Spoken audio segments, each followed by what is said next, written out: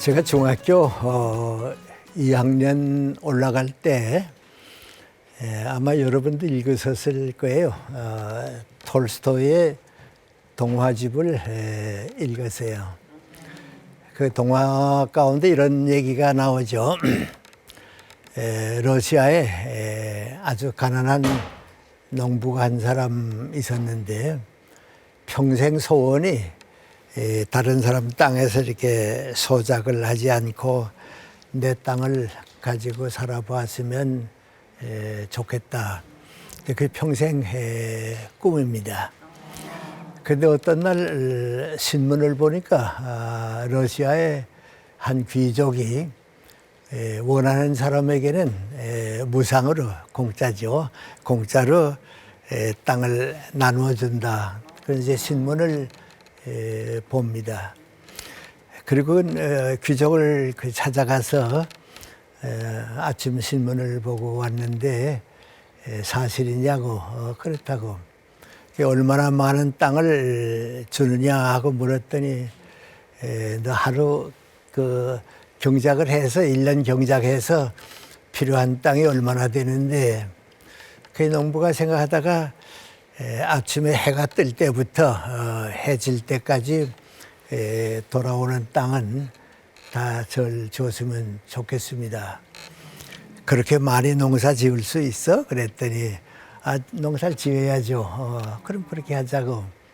오늘은 이제 오후가 됐으니까 내일 아침에 저 언덕 위에 해 뜨기 전에 와서 약속대로 하자고. 그리고 이제 농부는 집에 돌아옵니다. 돌아와서 가만 생각을 해보니까 내일은 나도 이제 내 땅을 가지고 부자가 돼서 잘 살게 될 텐데 이제 너무 이제 흥분합니다. 밤잠도 제대로 자지 못하고 이제 준비를 해야겠으니까 물을 마실 물수통도 준비하고 도시락도 준비하고 또 이렇게 돌아오는데 표시를 해야 하지 않겠어요? 그러니까 그 땅을 표시하는 뭐 곽지라고 그럽니까? 그런 것도 이제 준비하고 잠들려고 하지만 너무 흥분해서 잠이 오지 않습니다. 그래서 밤새껏 이제 아침에 오기를 기다리다가 귀족하고 약속한 그 언덕 위에 갔습니다. 해가 뜰 때쯤 되니까 귀족이 올라왔습니다. 그래서 이 농부가 하는 말이 이제 동쪽에 해가 뜨게 되면 저는 뛰기 시작할 겁니다. 그래서 해지기 전에 돌아오는 땅은 다 저에게 주셔야 합니다. 귀족이 그러라고. 그런데 해지기 전에 돌아와야지. 해진 다음에 돌아오면 약속이 어긋나니까 해지기 전에 돌아와야 돼. 물론 그렇게 해야죠. 그래서 기다리고 있는데 해가 동쪽에 뜨니까요. 농부가 이제 뛰기를 시작합니다. 한참 뛰다 보니까 땅이 너무 좋으니까 돌아서고 싶은 생각이 없습니다. 그래서 물을 마시고 물 마실 시간이 어디 있냐고 한 발자국이라도 더 가야지. 점심시간이 되는데요. 도시락 먹을 시간이 있으면 내일 먹어도 되는데 도시락 먹을 시간이 어디 있냐고 도시락도 먹지 않고 멀리까지 갔습니다. 너무 멀리 가지 않았는가 하는 걱정이스러우세요. 해지기 전에 이전 돌아서야 하니까 돌아서겠다. 그래 이제 뛰기 시작하는데 피곤은 점점 지치죠. 해는 빨리 지죠. 그래 아주 죽을 힘을 다해서 뛰고 또 뛰고 또 뛰고 합니다. 그런데 해가 질 때가 거의 됐는데 보니까 언덕 위에 해가 지금 한 반쯤 이제 걸려 있습니다. 그래서 있는 힘을 다해서 언덕 위까지 올라가서 귀족 보고 해가 아직 지진 않았습니다. 그랬더니 됐다 그랬습니다. 너무 힘이 들었어요. 농부가 그만 거기에 엎드렸습니다. 귀족이 그걸 보고서 종 보고 하는 말이 몹시 피곤한 모양인데 좀 쉬라고 두어두자. 그리고 거닐다가 쓱 와보니까 그냥 엎드려 있습니다. 이 사람아 이제 일어나야 할 거 아니냐고. 다 자네 땅이 됐는데 일어나야지. 그랬더니 그대로 엎드려 있습니다. 가서 제 어깨를 지치고서 일어나야지 그랬습니다. 그랬더니 움직이질 못합니다. 아, 이상하다 하고서 어깨를 들치고 보니까 그만 너무 힘이 들어서 죽었습니다. 목숨이 끊어졌습니다. 그래서 기적을 보고서 종복하는 말이 그렇게 죽을 줄은 몰랐는데 땅을 파고서 거기에 묻어주어라. 그 땅을 파고서 이제 묻어줬습니다. 해가 졌습니다. 그래서 기적이 하는 말이 이 사람아 5자 땅만 가지면 되는 건데 그건 누구나 다 가지도록 돼 있는데 공연히 고생하고 죽었구나. 그리고 이제 내려왔다 하는 동화입니다. 아마 여러분도 그러실 겁니다만 나도 그 동화를 읽고서 말이죠. 바보 같은 사람도 다 있다. 저런 바보가 어디 있나 그랬습니다. 그리고 이제 점점 나이 들기 시작했는데 나이 들면서 가만 보니까요. 내 주변 사람들이 그 어리석은 농부와 같이 사는 사람들이 자꾸 보입니다. 여러 사람들이 다 그렇게 삽니다. 그 가운데 한 사람은 내 친척 할아버지입니다. 아주 시골에서 농사 지었지만은 열심히 일해서요.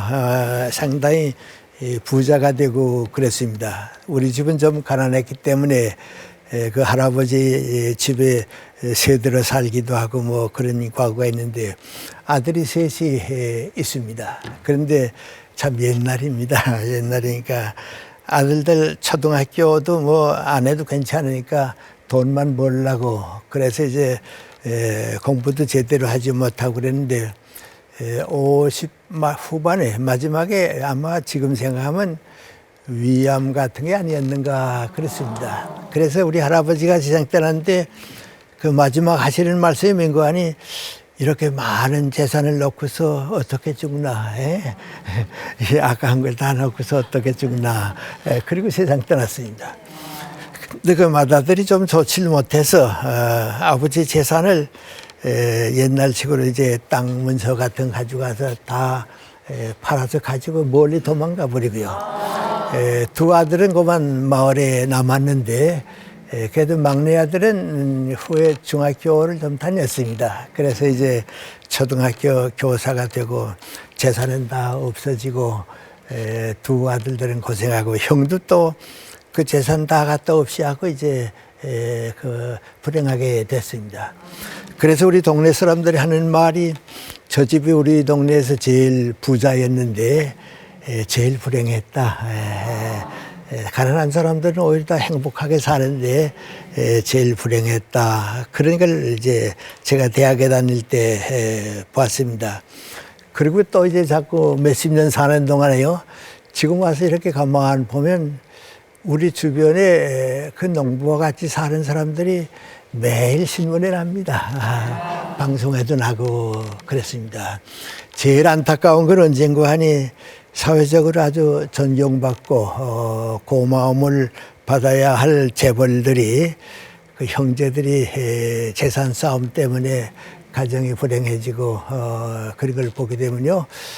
그렇게 사는 게 아니었는데 역시 그 농부와 같이 조금만 더 가져야지 조금 더 가져야지 하다가 다 놓치고 가는 게 인생이다. 그런 생각을 해봅니다. 그래서 이제 우리 동양 사람들이 옛날부터 하는 얘기가 있는데 사람은 빈손으로 왔다가 빈손으로 간다. 그런 얘기입니다. 그런데 사실은 빈손으로 왔지만은 빈손으로 안 가는 사람도 많이 있는데 살 줄을 모르니까 빈손으로 가는 겁니다. 그럼 이제 어떤 사람이 그 농부와 같이 어리석은 사람인가 그런 생각을 이제 우리 주변에서 나 자신이나 여러분과 함께 이제 가만 보면 물질적인 소유가 인생의 전부고 그것을 소유함으로써 내가 즐겁게 만족하게 살면 그것이 행복이다. 물질적인 소유가 인생의 목적이고 인생의 전부다. 그렇게 사는 사람들은 전부가 빈손으로 왔다가 빈손으로 가는 겁니다. 그럼 그 빈손으로 왔다가 빈손으로 간다고 하는 건 무엇을 뜻하느냐? 안 해도 되는 고생, 필요 없는 고생, 공연히 무거운 짐을 지고 살다가 빈손으로 간다. 그렇게 보는 겁니다. 근데 그 물질적인 소유는 눈에 보이는 거니까 누구나 다 그렇게 사는 게 아닌데 그걸 잘 압니다. 그걸 우리가 물질적인 소유라고 하는 것은 내가 적당한 것만큼 가지고 그 이상은 사회와 함께 가지게 돼 있는데 그것까지도 내가 이제 가지려고 그럽니다. 그래서 돈이 전부고 물질적인 소유가 전부라고 생각하는 사람 가운데 솔직히 말씀드리면 행복한 사람은 없습니다. 자기는 행복하다고 생각하지만은 그건 즐거움이고 이제 만족인데 그건 후에 가게 되면 다 사라져 버리고 마는 겁니다. 그 다음에 이제 우리가 소유하고 싶어하는 것 가운데 하나는 권력이라고 할까요? 니체 같은 철학자는 권력 의지라고 하는 건데요. 이 사람은 누구든지 남을 지배하고 살고 갑을 관계에서 갑이 되고 싶어 하는 거, 그 권력에 대한 욕심은 누구나 다 가지고 있습니다. 그런데 그 정치적인 권력을 가지는 사람은 가져야 하긴 하는데 그것이 인생의 목적이고 전부라고 생각하게 되면 또 불행해집니다. 결국은 또 불명예스럽게 내가 인생을 잘못 살았다 그런 판단을 내리게 됩니다. 그리고 또 많은 사람들은 이상하게 그 명예욕에 또 빠집니다. 그 명예를 내가 소유하고 하는데 그건 과거에는 우리 남자들에게는 좀 많고요. 여성들은 좀 적었습니다. 그런데 이런 여성들이 사회적으로 자꾸 진출하고 뭐 대통령도 되고 수상도 되고 그러니까요. 이런 여자분들도 이제 그 명예욕을 좀 많이 가지는데 조금 나이 들게 되면 명예라고 하는 것이 박수받고 칭찬받는 것이 나에게 아무 도움도 되지 못한다. 그걸 좀 나이 들면 깨닫는데 그 나이 들기 전까지는 그걸 깨닫지 못합니다. 어떤 대통령들도 자꾸 명예욕에 빠져서 무슨 상을 받는다, 명예학을 얻는다 하면 이제 자꾸 이제 그 가고 이제 그럽니다. 근데 그 명예라고 하는 것은요 두 가지인데 하나는 칭찬을 받는 겁니다. 그다음 하나는 존경을 받는 겁니다. 우리 방송국에 오니까 생각이 나서 하는 얘기입니다만 우리 가수나 탤런트는 인기가 있어야 합니다. 그건 박수를 받는 것만큼 올라가니까 인기가 있어야 합니다. 그러나 저 같은 뭐 교수라든지 대통령이라든지 지도자는 인기를 좋아하다가는 끝납니다. 존경을 받을 줄 알아야 합니다. 많은 사람이 아니고 적은 사람이라고 하더라도 정말 이렇게 존경받을 수 있는 사람이 돼야 하는데 그렇지는 못합니다. 제가 좀 몇십 년 전에는 방송도 많이 하고 뭐 그래서 책도 많이 나가니까 사회적으로 알려지면요 자꾸 하는 말이 뭔가 하니 왜 국회의원 출마 안 하느냐고 말이죠. 그 교수로 조용히 살지 말고 왜 국회의원 나가지 않냐고 내 친구들 가운데도 그럽니다. 그러면 난 속으로 말이죠. 저분은 우리 사회가 무엇을 더 소중히 여기는지를 모르는 사람이라고.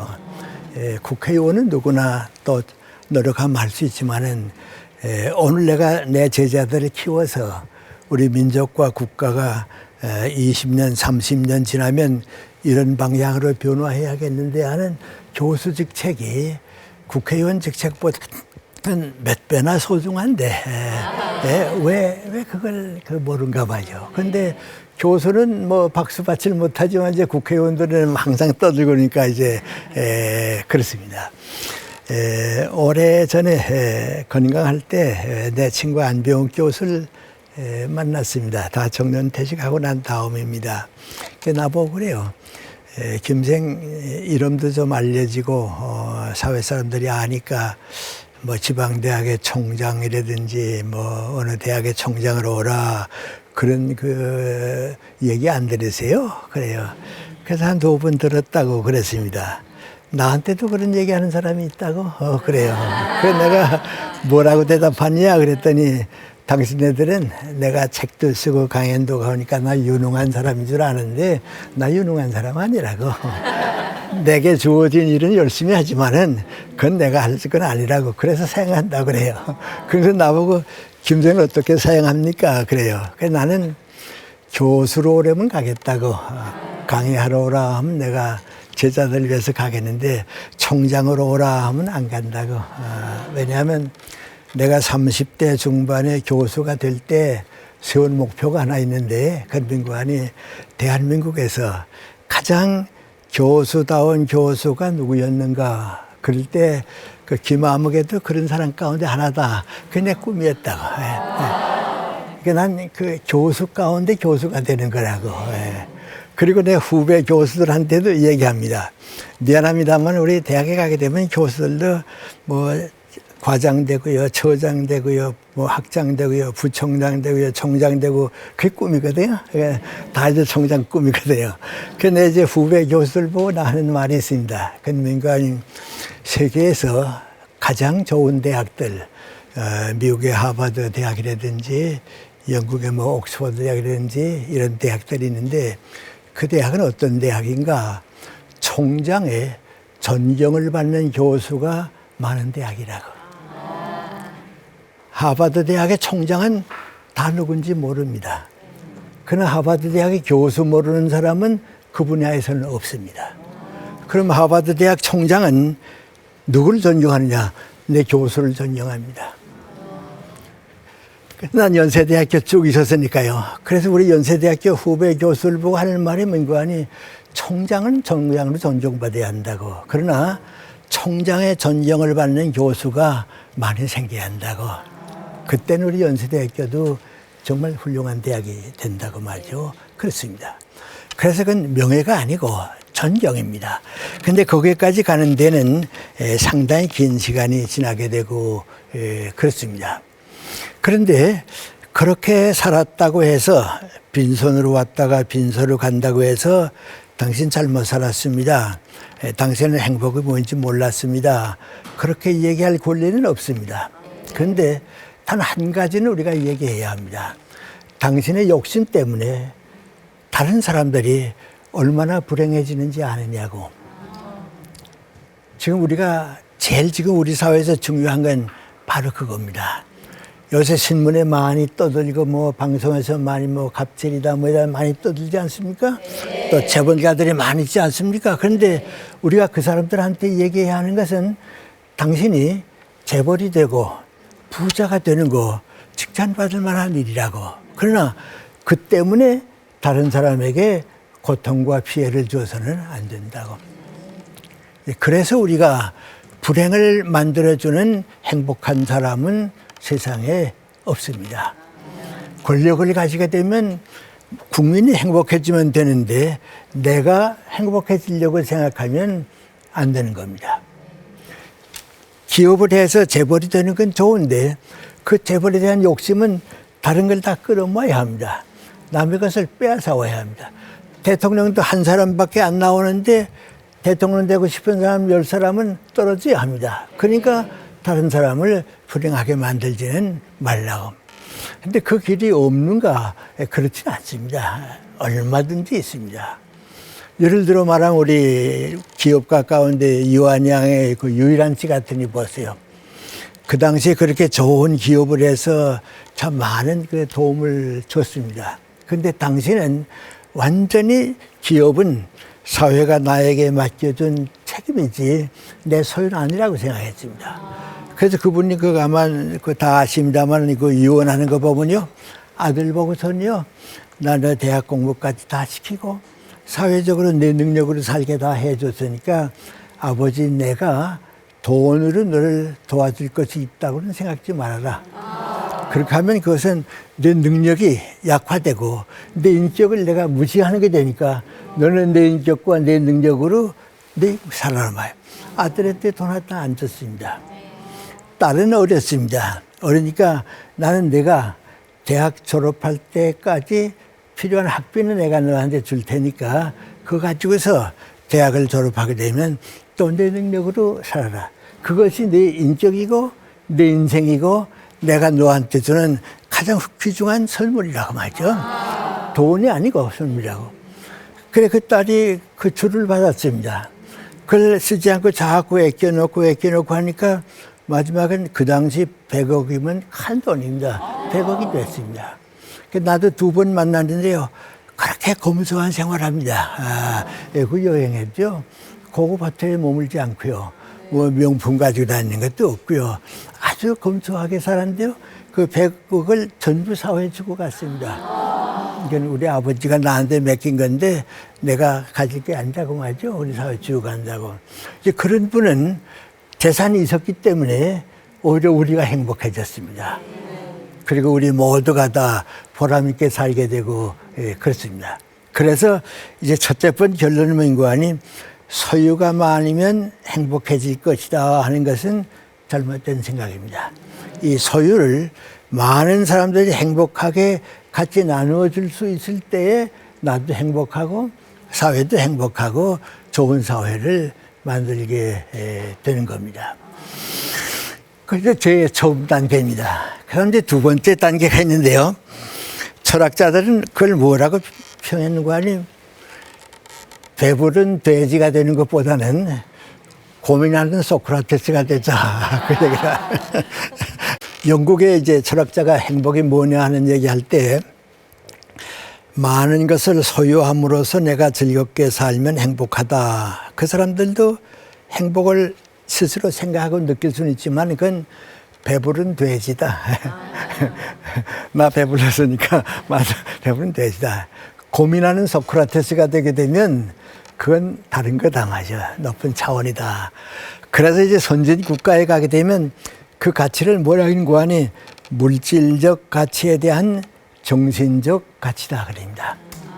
그런데 불행하게도 지금 우리가 물질 만능주의에 사니까 우리 모두가 그 정신적 가치가 얼마나 귀중하다 하는 것을 자꾸 놓치고 삽니다. 또 생각을 못 합니다.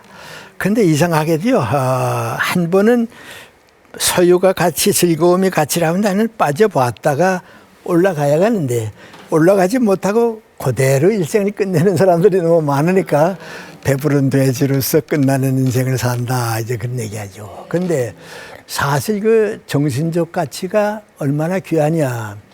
학문과 진리를 위한 가치, 예술과 아름다움을 위한 가치, 도덕과 윤리적인 가치, 그게 없으면 우리 사회가 살지를 못합니다. 그거 있으니까 정치가 잘못돼도 다시 살 수 있고요.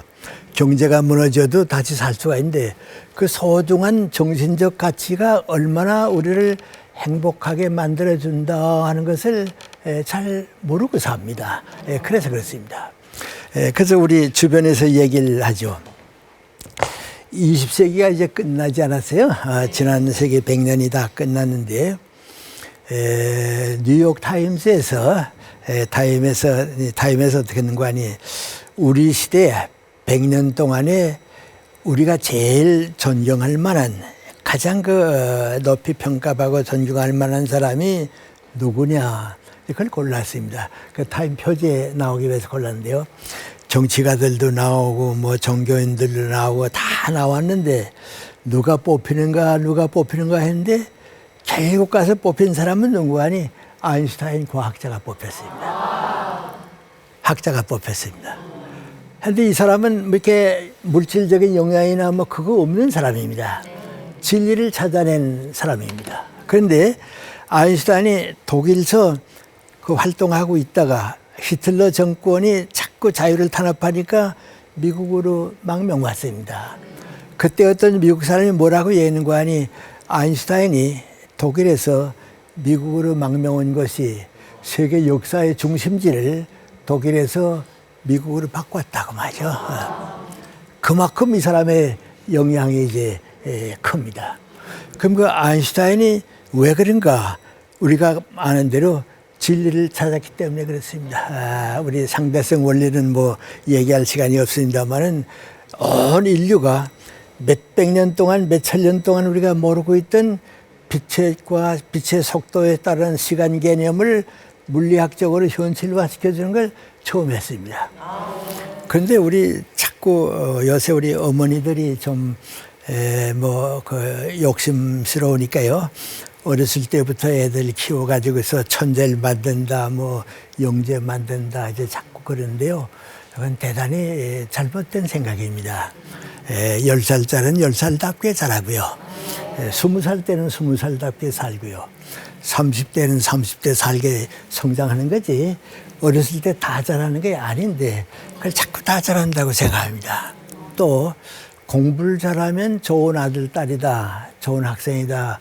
우리 선생님들도 많이 그렇게 생각하는데요. 이 다음에 어른이 돼서 행복한 사람이 누군가 하고 보면요.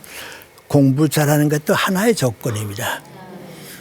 공부하는 것만큼 소중하게 하는데 뭔가니 정서적인 안정감입니다. 요새 여러분 많이 느끼죠? 정서적으로 자꾸 무너지죠? 정서적인 안정감입니다. 그 다음에 세 번째가 뭔가니 선하고 아름다운 인간관계입니다. 인간관계에서 무너지는 사람은 성공한 사람이 없고 행복한 사람이 없습니다. 그래서 지금은 적어도 교육을 할 때는 공부도 그 하나고 정서적으로 안정되는 거, 뭐 가정 안에서나 그것도 그 다음 하나고 또 하나는 민관이 대인관계를 잘 키워주는 거. 이 셋이 다 있어서 교육이 되는데요. 자꾸 교육만 일찍시키면 머리만 좋으면 된다고 생각하는데 그렇지 않습니다. 아인슈타인 얘기가 났으니까 하는 말인데요. 우리 영재 혹은 천재 그런 얘기를 많이 합니다. 아마 세계에서 우리가 잘 아는 사람 가운데 영재 중에 영재가 누굴까 그렇게 생각하면 아마 영국의 처칠일 겁니다. 그건 대단한 다 인정하는데. 근데 처칠이 대학 입학 시험에 떨어졌던 사람입니다. 다시 공부해가지고 이제 출발했습니다. 그 처칠이 세계를 움직이는 영재가 되는 것은 40 넘어서부터입니다. 40이 넘으면서부터 참 지도자의 자격을 갖췄습니다. 40 이전의 처칠은 우리나라 다 비슷한 사람입니다. 아인슈타인은 대학 입학에 떨어졌습니다. 낙방했습니다. 그래서 이제 다음에 가서 이제 입학했는데 말이죠. 아마 아인슈타인이 우리나라에 태어나서 수능 시험으로 입학했다 하면 안 됐을 때예요. 그래도 그 나라 좋은 나라니까 이제 다음에 입학을 했거든요. 아인슈타인을 지도해 준 교수가 있었어요. 그 교수한테 아인슈타인이 어땠는 거 아니? 그 자기 상대성 원리를 갖다가 보여드렸거든요. 내가 지난 오래 세월 걸려서 이걸 찾아냈다고 말이죠. 그 교수가 지도 교석을 쭉 보더니 뭐라 했는 거 아니? 부럽다고 말이죠. 너는 이제 인류 역사에서 영원히 남는 학자가 됐다고. 그런데 그리고 뭐인 거 아니? 난 너 키울 때, 너 지도할 때 내가 그렇게 우수한 줄은 몰랐다고. 그런 일 하리라고는 몰랐다고. 그런데 아인슈타인도 30이 넘으면서 자기의 천재성을 발휘한 겁니다. 그래서 우리 애들 너무 그 부모의 욕심대로 성적 좋으면 거의 좋은 애다 아닙니다. 행복한 애가 아닙니다. 또 일찍 공부 잘하면 그게 전부다. 그건 아닙니다. 나도 좀 애들 많이 키워서 6을 키웠는데요. 그래도 머리가 좋다 하면 교수 되는 사람이 좀 머리 좋다 그러잖아요. 그런데 고등학교 때 성적 보면요. 떨어졌던 애들이 교수가 됐습니다. 성적 좋았던 애들은 뭐 교수가 못 됐습니다. 왜 그런지 아세요? 우리 대학 입학 시험은 기억력이 좋은 학생이 붙게 돼 있습니다. 그러니까 이제 우수한 애들은 기억력이 좋으니까 뭐 서울대학이다 이런 인류대학에 가고요. 이 밑에 애들은 기억력은 좋지 못하지만 사고력이 좋습니다. 그러니까 이제 나보고 하는 말이 뭔가 하니 아버지가 교수니까 우리 애들 다 교수 돼서 맡았는데 전 기대하지 마세요. 쟤들이 교수 되면 될 테니까요. 그러니다. 난 뭐라 그러니까 절대 아니라고. 지금 우리 교육이 잘못돼서 기억력이 좋은 애들이 다 우수한 애로 뽑히게 돼 있는데 대학에 가게 되면 기억력은 필요가 없다고. 그러니까 16살, 17살 때는 기억력 세대고요. 그 다음에 한 4, 5년 동안 이해력이 자라야 하고요. 그게 넘은 다음에 사고력이 자라야 합니다. 그때가 정말 머리 좋은 애들입니다. 그러니까 사회 지도자들은 다 나이 들어서 됐잖아요. 그러니까 돼요. 그러니까 내가 내 애들 보고 뭐라는 거 아니라고. 우리 교육이 잘못된 거지. 절대 너희 뒤지지 않으라고 말이죠. 근데 이상하게 지금 6 가운데 3이 교수인데요. 성적이 아래부터가 교수입니다. 예. 왜요? 얘들은 사고력을 가지고 있었고요. 얘들은 기억력이 좋으니까요. 대학 입학할 때까지는 좋았는데요. 대학에 가서는 보통입니다. 대학원에 가서는 앞서지 못했습니다. 얘들은 사고력이 좋으니까요. 대학 가니까 성적이 올라갔습니다. 대학원에 가서는 자기 분야가 있어서 사고력이 있으니까 쭉 잘할 수가 있었습니다. 그래서 아까 우리 처칠 얘기도 뭐 나오고 그렇게 나왔습니다만은 이 지성적인 것, 학문과 예술의 가치가 얼마나 소중하다 하는 것을 우리 너무 생각을 안 하고 삽니다. 이 정신적 가치를 알고 사는 사람과 모르고 사는 사람은 사실은 질적으로 좀 다르습니다. 아마 이런 얘기가 될지 모르겠습니다. 물질적 가치를 가지고 사는 사람은 우리 신체적인, 육체적인 조건과 있으니까요. 우리 건강, 신체가 자란다 하는 건 여자들은 22살, 남자들은 24살까지 자라고서는 쭉 내려오게 돼 있습니다. 그래서 물질적인 향락을 위해서 사는 사람들은 대부분 이것과 일치됩니다. 왜냐하면 정신적 가치가 없으니까요. 그 대신 정신적 성장은 어떻습니까? 계속해서 자라가지고 멀리 자라서 더 많이 자라가지고 내려옵니다. 여기가 이제 40대가 됩니다. 그래서 정신적 가치를 모르는 사람들은 물질적 가치를 가지고 사는 사람들은 대체 40으로 끝납니다. 이젠 즐거움도 없어지고 뭐 몸은 병들고 성인병은 나타나고 없어집니다. 그런데 정신적 가치를 가지고 사는 사람들은 여기서 50이 되고 60이 되고 70이 돼도 올라갑니다. 그래서 제가 행복은 어디서 오느냐, 아까 좀 배부른 돼지보다는 고민하는 소크라테스가 되어야 한다는 말이 뭔가요? 정신적 가치를 가지기 위해서 학문을 하고요, 예술을 사랑할 줄 알고요, 이 정신적인 걸 자꾸 가지고 살아야겠는데 그게 없습니다. 그러니까 우리 독서가 아주 세계 제일 뒤떨어지지 않아요? 예, 음악 같은 거는 이제 직접 가보니까 점점 좋아지고요. 그래서 음악이라든지 미술이라든지 이런 예술이죠. 문학이라든지 그렇습니다. 우리도 이제 노벨 문학상을 한 번쯤 받게 되면 정신적 가치의 의미를 알게 됩니다. 그리고 행복이 이 사람들은 여기서 사는 사람들은 대체 여기서 끝나는데 정신적 가치를 사는 사람들은 행복이 풍부해집니다.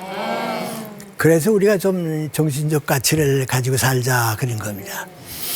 내 친구 여러분들 다 잘 아십니다. 서울대학의 김태길 교수, 숭실대학의 안병 교수가 내 가까운 친구야. 다 동갑이고 그렇습니다. 80 중반 가까이 됐을 때입니다. 셋이 만나서 뭐 이런 얘기 저런 얘기 하다가요, 인생을 이렇게 쭉 살아보니까 80 넘도록 살아보니까 제일 행복하고 그때가 가장 좋았다 하는 나이가 언제였을까 그랬습니다. 그래서 셋이 이런 얘기 저런 얘기 다 하다가 마지막 어떤 결론이 뭔가 아니, 지금 와서 가만 보니까 계란에 노른자가 있어서 병아리가 까나오고 계란꽃을 하듯이 인생에서 제일 계란 노른자 같은 행복한 나이가 언젠가. 다 대답이 뭔가 하니 60에서 75세까지였다. 예. 그때가 제일 좋았다고 말이죠. 그래서 나도 지금 생각해 봅니다만은 그때가 제일 좋았습니다. 근데 그것은 정신적 가치를 모르는 사람들은 거기 가기가 좀 어렵습니다. 그러니까 정신적 가치를 가지는 사람은 이제 그걸 알게 되고 그렇습니다. 하긴 뭐 우리 주변에도 많이 그렇죠. 그런데 이 물질적 가치라고 하는 건 내가 소유하거든요. 빼앗아서라도 내가 가지려고 하거든요. 정신적 가치는 자꾸 주면서 살게 돼요. 화가는 그림을 주고요. 시인은 시를 주고요. 학자는 학문을 주고요. 그러니까 내가 행복한 것보다도 나를 통해서 더 많은 사람이 행복해집니다. 그래서 물질적 가치와 정신적 가치하고는 다릅니다. 아주 뭐 극단적인 얘기를 하나 하면 아마 이렇게 볼 수 있을까요? 내가 시인이라고 생각을 해봅니다. 그래서 정말 몇 해 동안 고민하고 여러 가지 생각하다가 정말 마음에 드는 시 한 편이 끝났습니다. 그래서 내가 추구해오던 시가 바로 이런 거였는데 완성됐다고 기뻐하고 있습니다. 근데 누가 손님이 왔다 그럽니다. 그 나갔더니 고등학교 때 안 찾아오던 동창이 왔습니다. 이거 웬일이냐고 말이죠. 반갑다가 웬일이냐 그랬습니다. 그랬더니 그 동창이 나보고 하는 말이 김영, 나 백화점에 갔다가 아주 요새 이탈리아에서 사오는 구두 사 신고 왔어. 그리고 양복도 이거 보통 거 아니야. 이거 아주 이거 좋은 거야 말이야. 그래서 어디가 자랑할 데가 없어서 왔는데 좀 봐달라고 말이야. 그 나한테 와서 자랑합니다. 그럼 난 뭐라 그러니까 좋다고 말이죠. 좋다고. 보내면서 뭐라 그러니까 행복하지 못한 친구로구나 말이죠. 어떻게 저렇게 인생을 사나 그런 생각을 하게 됩니다. 카라일 같은 사람은 인도를 잃어버려도 괜찮지만은 셰익스피어는 잃어버릴 수가 없다고. 셰익스피어는 우리 영국 사람이라고. 독일이 항상 자랑하는 게 민관이 우리 독일은 칸트와 같은 철학자, 괴테와 같은 시인이 태어난 나라라고. 세계 어디 가도 이건 우린 그 잃을 수가 없다고 말이죠. 그 정신적 가치입니다. 그 다음에 정신적 가치가 하나 더 연장이 돼서 조금 더 올라가는데 사실은 행복은 이런 개인적인 데서 오는 게 아니고 인간관계에서 옵니다. 가정이 불행해졌는데 나는 행복하다. 그럴 수는 없거든요. 우리 애들 좀 많이 키워보는 부모들이 만나면 한 얘기가 있습니다. 애들이 뭐 셋이나 다섯, 여섯 있는데 그 가운데 한 아들이나 한 딸만이라도 불행해지게 되면 부모는 항상 마음 아픕니다. 그 잊지 못합니다. 내가 간접적으로 아는 가정인데요. 어린애가 하나 태어날 때부터 치진합니다. 그런데 그 어머니가요, 그 항상 교회 가서 하는 기도가 문관이 하나님, 저 애는 나보다 먼저 데려가시라고, 저 애를 놓고서 내가 어떻게 가겠냐고 말이죠. 그러니까 하나님, 저 애는 나보다 먼저 데려가시라고 말이죠. 그 얼마나 그 어린애에 대한 그 마음이 아팠겠어요. 그래서 행복한 가정을 만들기 위해서 노력하는 사람이 돼야 하는데요. 그게 너무 없습니다. 출세하는 가정, 돈 버는 가정만 생각하지 없습니다. 하고 또 우리 특별히 남자들은요. 내가 사는 직장을 행복하게 만들지 못하는 사람은 사회를 행복하게 만들지 못합니다. 직장 그래서 나가서 돈 벌고 나 월급 받아오고 나 하는 일터다 그렇게 생각하지 말고 직장 자체가 좋은 직장이 되어야 합니다. 행복한 직장이 되어야 합니다. 만약에 예를 들어서 내가 연세대학교에서 좋은 교수 생활을 했느냐 그렇게 물으면 내가 연세대학교를 떠난 다음에 김 교수님이 계실 땐 참 즐겁고 좋았는데 그분이 떠나시고 나니까 어떻게 좀 빈자리가 생긴 것 같다. 그런 사람이 행복을 만드는 사람입니다. 인간관계를 우리가 항상 만들어야 합니다. 그래서 정의를 위한 투쟁이라든지 말이죠. 평화를 위한 노력이라든지 사회 문제에 대해서 사회학에 대해서 자꾸 책임을 느끼는 것이 거기에 있습니다. 전 요새 우리 정치인들이 많이 이제 고생도 해주지만요. 불만스러운 점도 많이 가지는데 전 그렇게 생각합니다.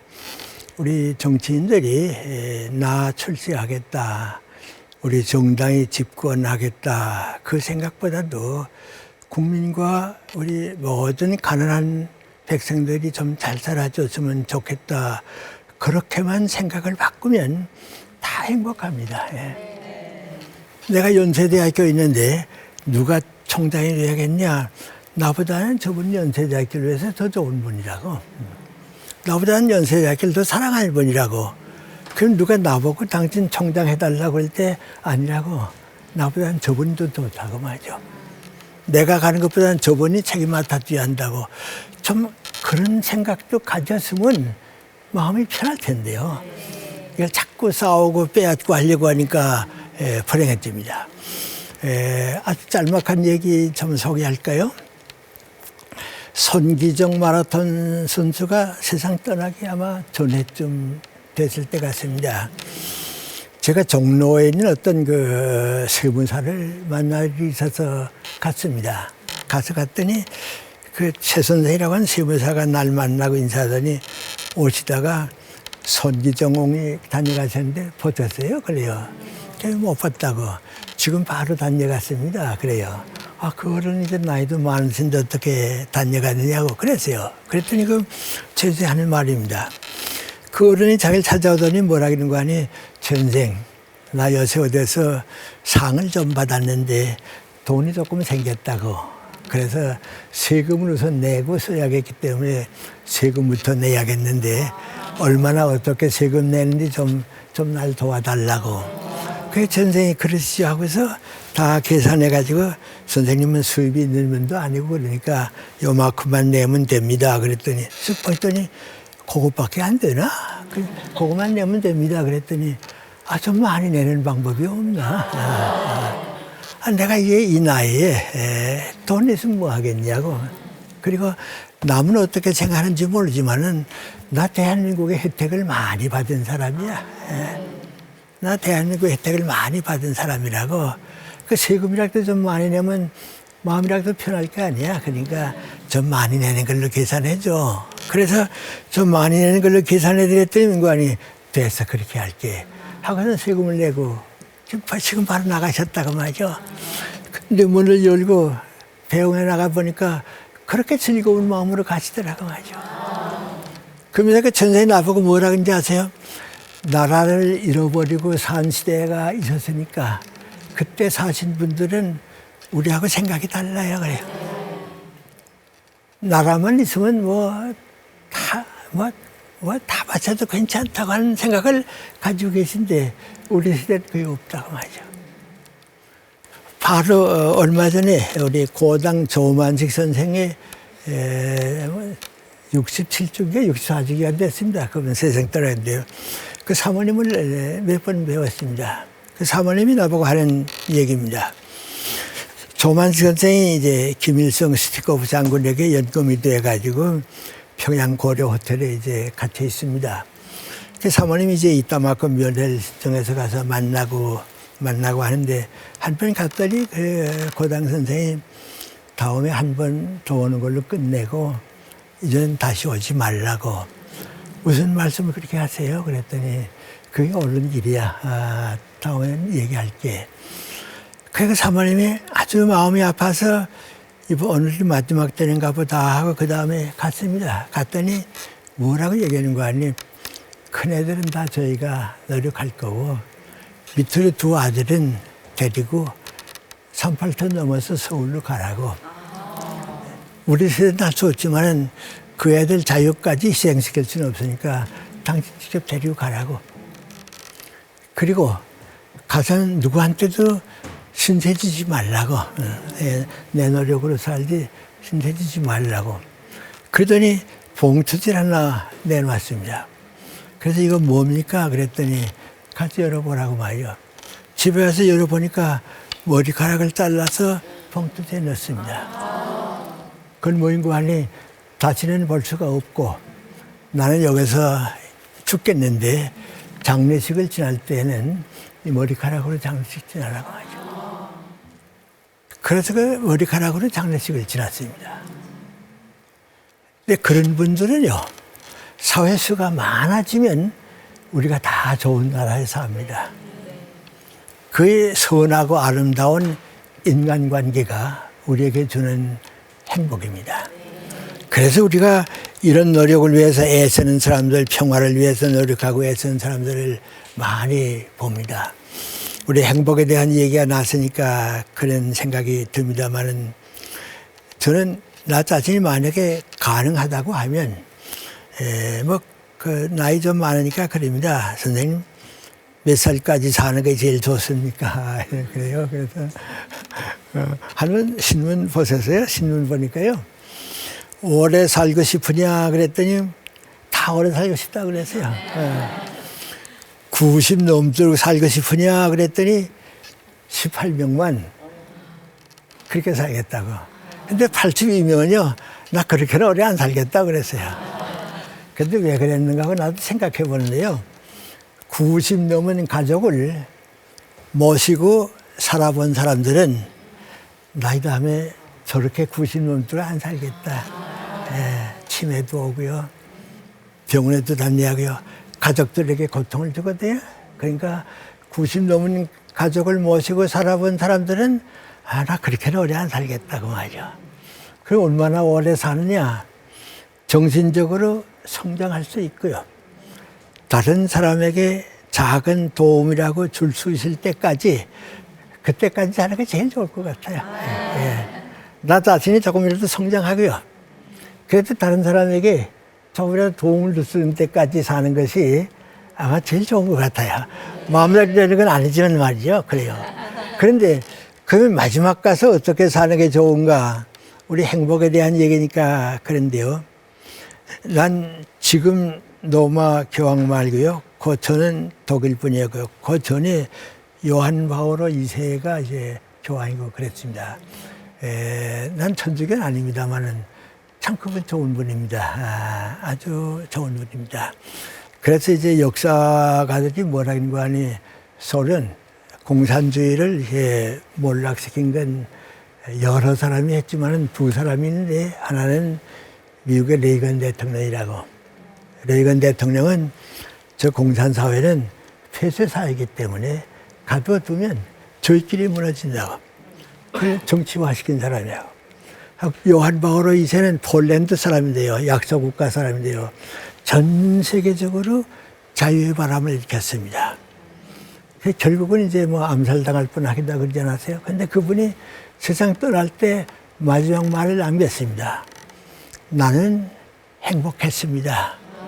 여러분도 행복하십시오. 얼마나 좋은 얘기예요. 나는 행복했습니다. 여러분도 행복하십시오. 그렇게 사는 방법이 있어야겠는데 그렇게 사는 방법이 뭔가 저도 이제 나이 좀 있으니까 느껴봅니다. 얼마 전에 어느 대학에서 상을 준다. 그래서 이제 상을 받았는데 받으면서 가만 생각해 보니까 내가 무슨 훌륭한 업적을 남긴 것도 아니고 또 특별한 직책을 맡았던 것도 아니고 나보다 훌륭한 사람은 내가 아는 사람도 많이 있는데 내가 이 상을 받아서 마땅한가 맞아 받을 자격이 있는가 자격이 없는 것 같아요. 근데 하나는 있는 것 같아요. 그래서 뭐라 그러는 거 아니 오래 사시느라고 고생 많이 했습니다. 그래서 저는 상을 좀 받겠다 그랬어요. 우리 어머니가요, 내 아들들도 다 키가 크고요. 내 동생들도 다 180되고 키가 큰 나만 작거든요. 그래, 누구 만나면 그래요. 우리 큰아들은 고생하느라고 키가 못 컸다고. 집안에서도 밖에서 좀 고생을. 여러분, 일제시대에 우리가 어떻게 고생스럽게 살았는가, 그건 경험해 본 사람이 아니면 모르죠. 모르죠. 그 다음에 저는 2년 동안 이제 공산치하에서 살았는데요. 뭐 이렇게 정치적인 뜻이 있어서 그런 건 아닙니다만은 자유가 목숨보다 중하다 하는 것은 그 사회에서는 압니다. 그래도 일제시대에는요, 나 산에 들어가서 농사 짓고 가만히 있으면 괜찮으세요. 또 나 뭐 사회를 조금 책임 맡지 않고 내 일만 하고 있으면 도둑거든요. 근데 공산사회는 그거야 안 돼요. 나와서 정치교육 받아야 하고요. 공산주의 장악 못하게 되면 억압을 당해야 하고요. 가족들이 어려움을 겪어야 하고요. 우리 가족 안에 당원이 없게 되면요, 완전히 무시당하고 살고요. 그러니까 거기서는 정말 힘들게 살았어요. 그리고 여기 와서도 전쟁 겪었죠. 뭐 아주 참 우리 시대는 고생 많았어요. 그 요새 사람들이 아이 고생스럽다 그러면 그래도 우리보다는 낫지. 우리 같이 고생하는 시대가 어디 있었나. 근데 나는 그 모든 고생을 다 겪었습니다. 지금은 나이 드니까 다들 나보고 건강해서 좋다고 그러는데요.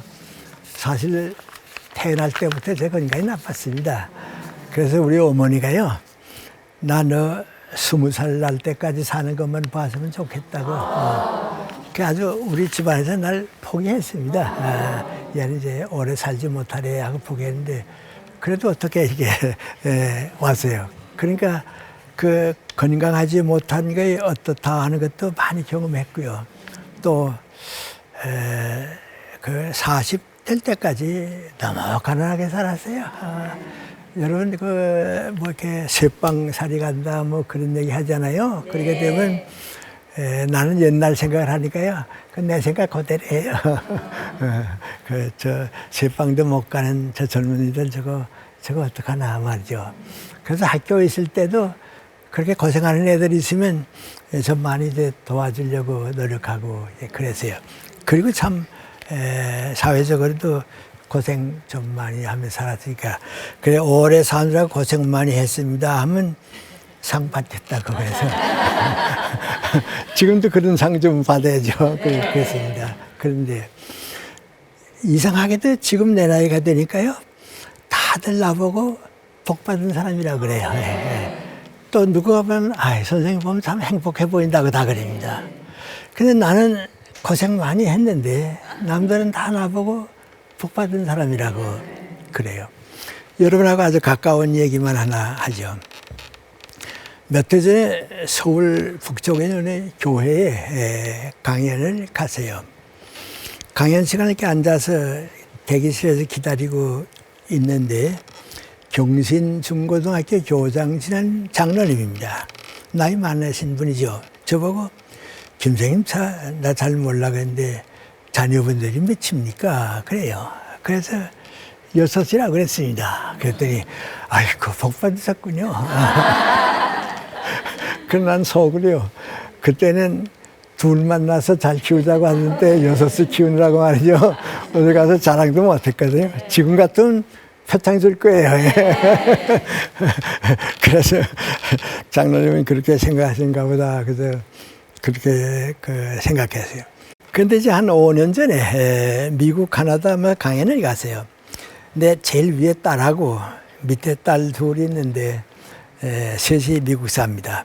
그 애들하고 이제 여행을 이제 하는 겁니다. 여행을 하는데 호텔에서 이제 커피를 마시고 있는데 막내딸입니다. 아버지, 왜? 난 암만 생각해도 엄마가 조금 어리석었던 것 같아. 그래요. 왜 엄마가 어리석으냐고. 우리가 이렇게 하나 둘만 낳아서 키워도 이렇게 힘든데 그 전쟁 마당에 6씩이나 끌고 다니려고 얼마나 어머니가 고생했겠냐고 말이죠. 나 같으면 이렇게 오래 많이 안 낳는다고요.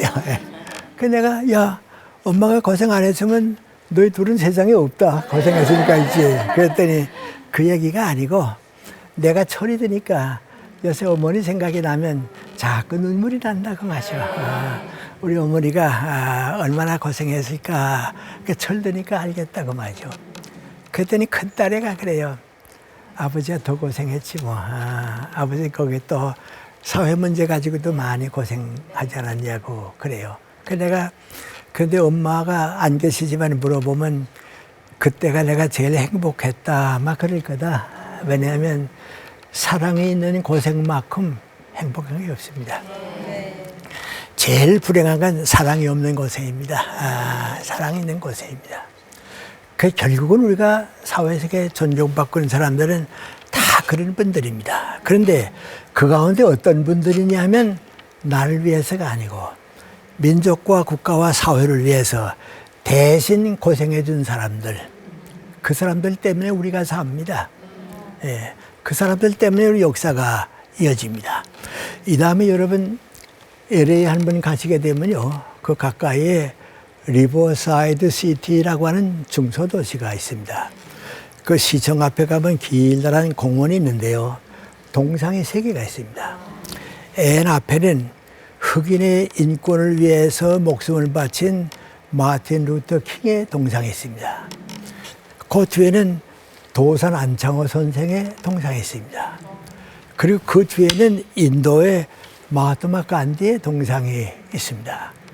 난 거기서 그걸 보면서 말이죠, 저분들 때문에 우리 역사가 움직이고 인류가 희망을 가지고 사는구나 말이죠. 마틴 루터 킹이 목숨을 바쳤기 때문에 흑인 대통령이 나오고 흑인들이 인권을 찾게 됐습니다. 도산 안창호 선생은 민족의 독립을 위해서 미국에 갔는데 누가 알아주는 사람이 없으니까요, 그 오렌지 농원에 가서 일했습니다. 일할 때 정말 열심히 일했습니다. 후에 사람들이 그 젊은이가 한국에 가서 민족적인 지도자가 됐다고 기념해야겠다고 그 동상에 세웠습니다. 간디 선생은 인류 역사에 희망을 준 사람입니다. 그래서 우리가 가능하다고 하면 될 수 있는 대로 많은 사람의 행복을 위해서 나 자신을 봉사하고 희생할 수 있으면 그것은 인격적으로 가장 고귀한 봉사입니다. 많은 사람은 그들을 존경하고 그들 때문에 우리 역사가 희망을 가지고 사회가 앞날을 약속받을 수 있다 하는 생각을 하면 여러분 행복은 어떤 것인가 한번 다시 생각해 주시기를 바라고 또 생각해 주실 줄 믿습니다. 고맙습니다. 네, 말씀 잘 들었습니다.